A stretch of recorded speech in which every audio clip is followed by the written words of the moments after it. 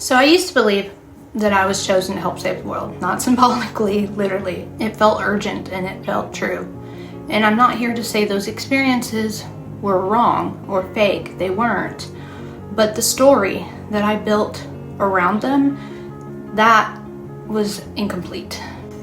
And I didn't figure that out through spirituality. I figured it out literally through math and through something my daughter said. Here's what used to happen basically. I'd get a message through meditation, through intuition, or just a strong feeling. And it would tell me that I had a special role, a unique mission here in life. And each one of us do, but it kind of almost said something only I could do. And at the time, this was like 3-4 years ago, it felt amazing. But if you're on spiritual social media, you know what I'm talking about. People claiming they're Isis, they're Horus. They got messages from Isis that told them to get a third wife, second wife, whatever. They're the reincarnation of this ancient being or that ascended master. And look, I'm not saying I never got those messages too.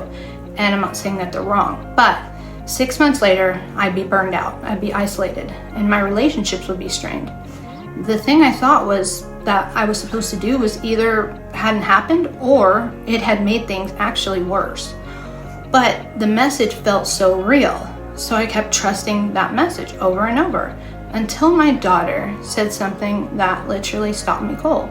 You guys can do this, and someday you guys probably won't need me anymore to tell you these things, and you guys probably will just do it on your own. What? So what, you mean like healing and stuff? You guys probably won't need me anymore. You guys Said, there'll be a time when you won't need me anymore. Nobody needs me. Like, I'm not special. We're all special. And it hit me.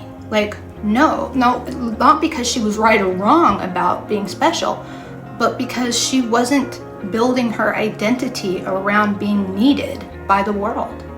She wasn't taking on a responsibility that she couldn't carry. She was just being herself, living. And I realized I had been doing the opposite. And I had been looking for messages that would tell me that I was exceptional.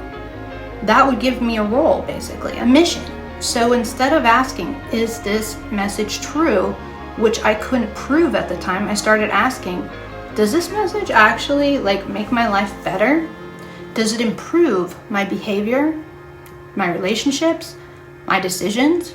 And when I started tracking that, this will blow your mind. I saw a pattern.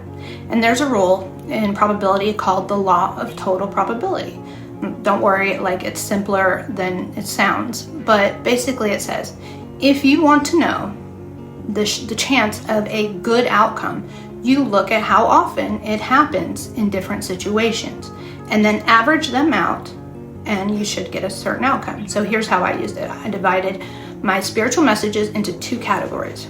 Group 1 was messages that made me feel special or gave me a crown or exceptional or whatever. That you're Isis or you're here to save the world kind of thing. And then I looked at group 2, which was messages that didn't inflate my identity or my ego at all. They just gave me practical guidance. They ground yourself more.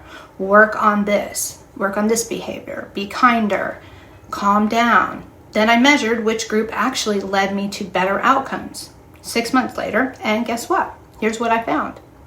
Messages that made me feel chosen, only 23% of them actually led to some kind of sustained improvement in my life. That's not enough for me. But the other one, 71% of them, led to better my life. Literally, things were better, easier, flowed better, I was kinder, and that actually made my life measurably better, okay? That's pretty much a 3-to-1 difference for me. And the ones that felt the most meaningful, the ones that told me that I was special, that I was Isis, or that I was an ancient soul with a cosmic mission, had the worst track record. They felt big, sure, but they didn't hold, okay? And the boring ones that I thought were boring at the time because I was getting all these mathematical equations, those are the ones that actually changed my behavior and helped me help others to change theirs. Because all I've ever wanted to do was, I never wanted to be like a teacher that people needed me, right? I didn't want that. I wanted to be someone who showed people how to do things for themselves. And my daughter didn't need to be a blue avian or a chosen one. She just got to be herself, and that was already enough. The world didn't need her to be exceptional either. it needed her to be present. And when I stopped chasing exceptionalism and started chasing presence, that is when things actually landed for me.